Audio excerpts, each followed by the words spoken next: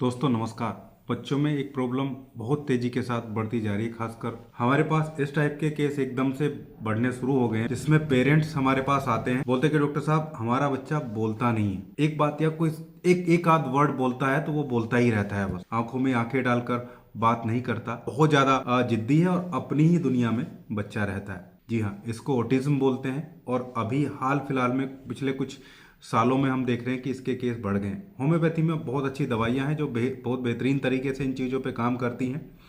Actually autism एक तरीके का स्पेक्ट्रम डिसऑर्डर है। मतलब ब्रेन को खराबी हम इसको नहीं बोल सकते हैं। जैसे बोलते हैं कभी बिजली का सर्किट है, तो ये एक तरीके से वायरिंग की प्रॉब्लम आप इसको कह सकते हैं। स्पेक्ट्रम डिसऑर्डर है जिसमें फ्लक्चुएशंस भी आती हैं, कभी कम कभी ज़्यादा, अलग अलग तरीके के सिम्टम जो है वो नज़र आते हैं। यानी कि मैं बोलूंगा कि न्यूरल डेवलपमेंटल डिसऑर्डर है ये।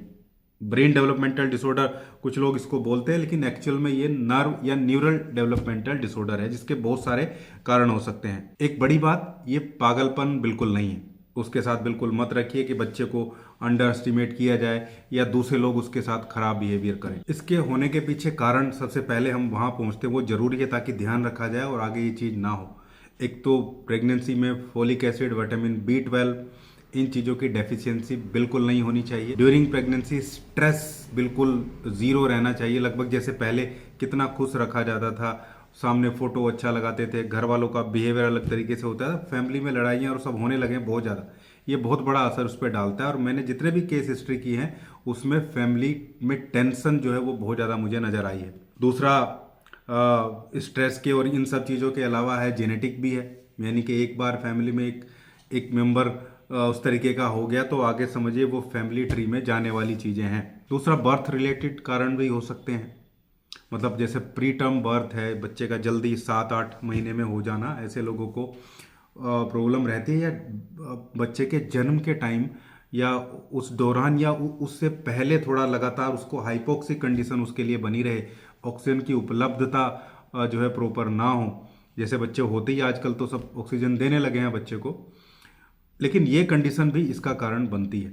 ये कुछ मोटे मोटे कारण इसमें देखे जाते हैं। इसके अलावा बच्चे के पैदा होने के बाद भी अगर गट ब्रेन एक्सिस लगातार उसका डिस्टर्ब रहे, इसमें भी मैंने देखा है कि बच्चों को ये सब ना होने के बावजूद भी उसके कारण में ये चीज़ देखी जाती है। तो दोस्तों अब हम बात करते हैं कि आइडेंटिफिकेशन कैसे करें, कैसे पहचानें कि बच्चे को हमारी ये प्रॉब्लम हो रही है या नहीं हो रही या वैसा है। तो सबसे पहले तो स्पीच और कम्युनिकेशन का है।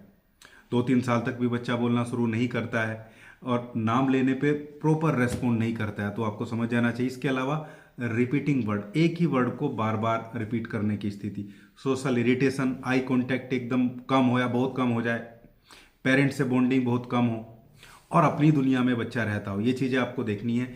बिहेवियरल सिम्टम भी कुछ होते हैं, जैसे एक ही काम को बार बार करना, बहुत ज़्यादा व्यवस्थित रहना और रूटीन जो जो रूटीन बना हुआ है उसे चेंज होने पे बहुत ज़्यादा गुस्सा करना। इसके अलावा हाथ हिलाना लगातार और हाथ को घुमाते रहना, और सेलेक्टिव ईटिंग है, खाने की हैबिट भी है। इसके अलावा इरिटेशन बहुत ज़्यादा उसको रहती है और टच ऐसे बच्चे जो है वो पसंद नहीं करते हैं। ऐसी स्थिति रहती है तो ऑटिज्म है और फिर आपको उसके ट्रीटमेंट की रिक्वायरमेंट रहती है। अब हम सीधा पहुंचते हैं अपनी होम्योपैथिक मेडिसिन पे। कौन सी दवाइयाँ हैं? कुछ सेलेक्टिव दवाइयाँ हैं जिनमें से किसी एक को जो जो सूटेबल होती है तो बच्चा बहुत जल्दी ठीक हो जाता है।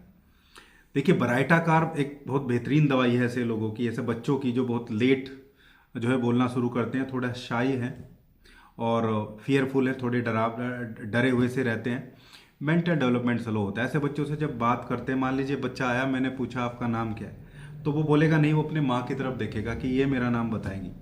ऐसे बच्चों को बराइटा कार्ब बहुत बढ़िया 30 पोटेंसी 2 बूंदे सुबह, दिन में एक बार या 2 बूंदे सुबह शाम देंगे तो बहुत बेहतरीन तरीके से रिजल्ट मिलते हैं।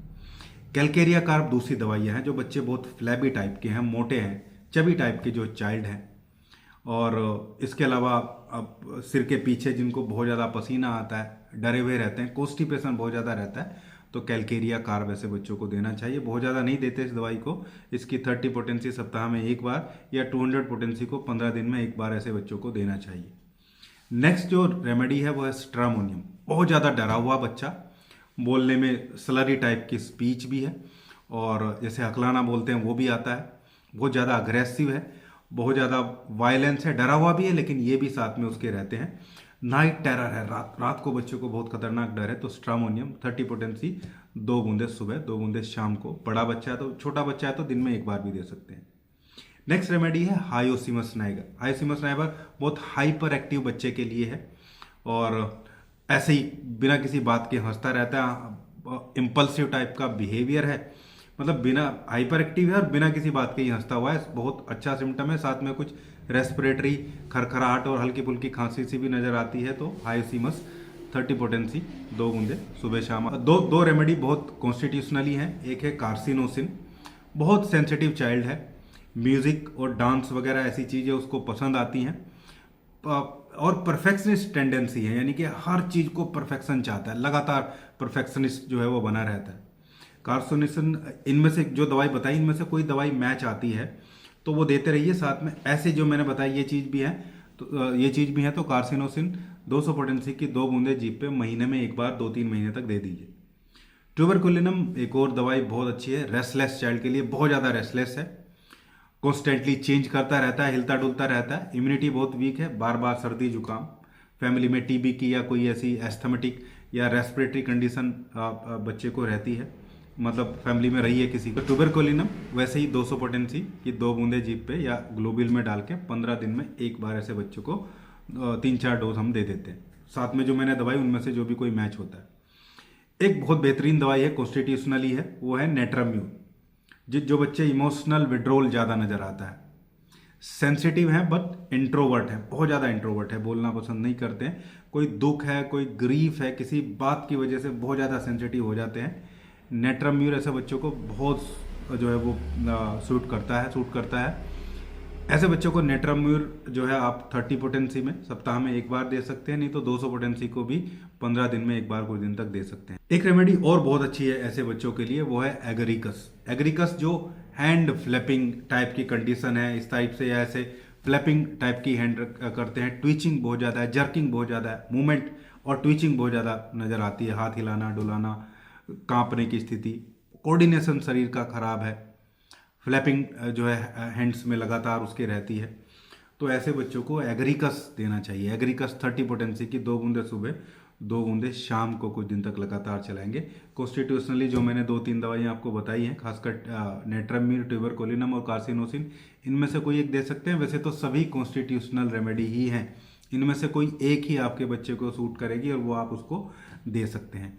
इसके अलावा भी और दवाइयाँ हो सकती हैं, सिम्टम्स के अनुसार चेंज हो सकती हैं। बहुत बेहतर रहेगा कि आप अपने बच्चे को किसी कुशल होम्योपैथ चिकित्सक से मिलाएं और आप भी बैठें उसके साथ में, प्रॉपर केस टेकिंग के साथ में। बहुत बेहतरीन तरीके से ऐसे बच्चे अपने जीवन को अच्छे से मैनेज कर लेते हैं और एक अच्छा नॉर्मल लाइफ को व्यतीत करते हैं, जिसको ठीक होना ही हम बोलते हैं। मॉडर्न मेडिकल साइंस में तो इसको बोलते हैं कि ठीक नहीं होती है, लेकिन अगर उसका क्वालिटी ऑफ लाइफ प्रॉपर है, वो नॉर्मल चीज़ें करने लगा है, इरिटेंट्स जो होते हैं जिससे उसको प्रॉब्लम होती है उनको मैनेज करना उसको आ गया है, तो फिर वो उसको ठीक होना ही कहेंगे।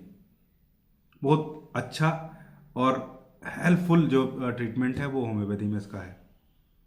ये था आज का वीडियो। उम्मीद करता हूँ वीडियो आप लोगों को अच्छा लगा होगा। वीडियो अच्छा लगा है तो लाइक करिएगा, शेयर करिएगा और चैनल को सब्सक्राइब जरूर करिएगा। Thank you.